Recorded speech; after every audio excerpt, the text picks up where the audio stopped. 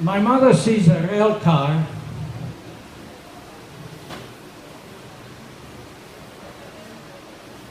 I teach geometry also. You know, these are rail cars like freight cars, cattle cars. Somehow she sees a car that was mostly open on top. So she grabs my brother and I by the hand and we run towards that car and we make it into that car. Keep in mind, Gabriella and I have kind of been all over the world. We've gone to many Holocaust museums. I've never even seen a picture, let alone a car like this that was open on top. That's how unusual this was. We got in there. And they packed these cars, you know, wall-to-wall people. Packed them really tight. Anyway, for some reason or other, the train stops about 100 yards from Auschwitz.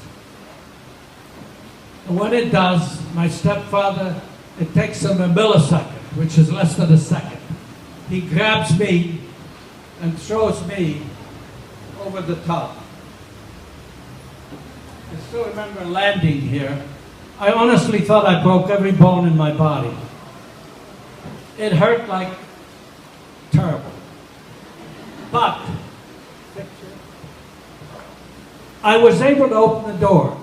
If you can see this picture, I'm kind of showing this to some students that we go with on a trip called the March of the Living. It basically just had something like this. I was able to open the door.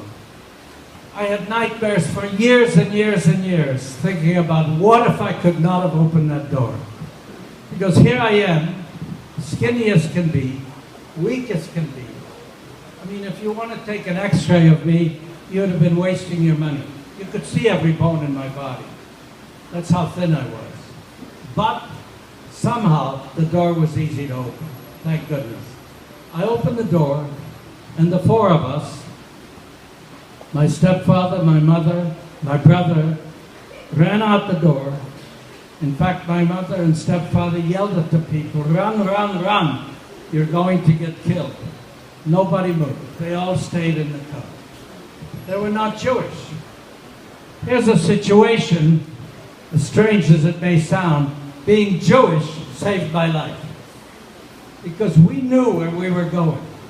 The non-Jews in that car had no idea where they were going. They thought they were going to work.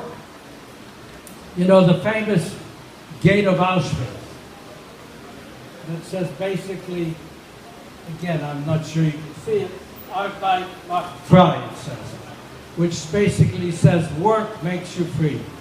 The Germans were always trying to deceive the people, always, into thinking they were going to work instead of going to die, even as they were walking through the gates of Auschwitz.